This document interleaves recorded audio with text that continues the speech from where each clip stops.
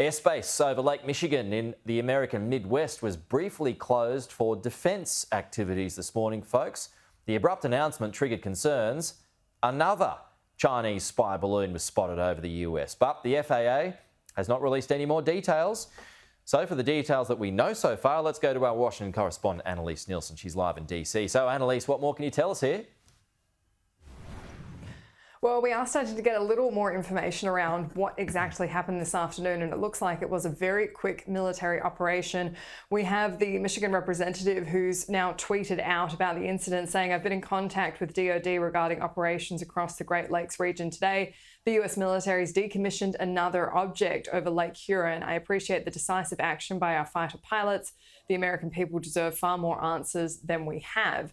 So this looks like another object shot down. We've not been receiving a lot of details about exactly what these objects are. We had the confirmation of the first spy balloon when that was shot down off South Carolina. The official briefings have been deliberately vague around the other two that have been shot down, one over Canada, one Alaska. So this now looks like it's the fourth incident. But what we did see today was Chuck Schumer on Sunday morning TV here in DC speaking about the briefing he received from the White House. In that, he seemed to confirm that they were smaller balloons, not the same size as the first one, but concerning nonetheless. He was responding to questions about why it took them a week to shoot down that first spy balloon. In that conversation, he said that the US military was able to gather more critical intelligence by letting it fly over the United States.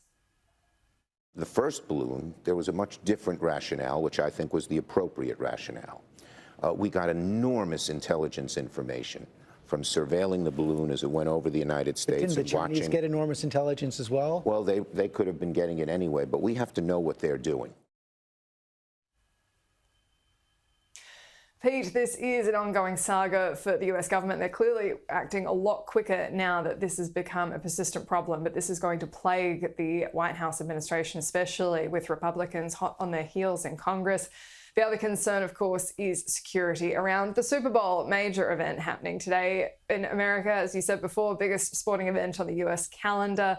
And there is a promise of increased air security at this event. Not only are they going to have helicopters on standby, but a couple of Black Hawks as well.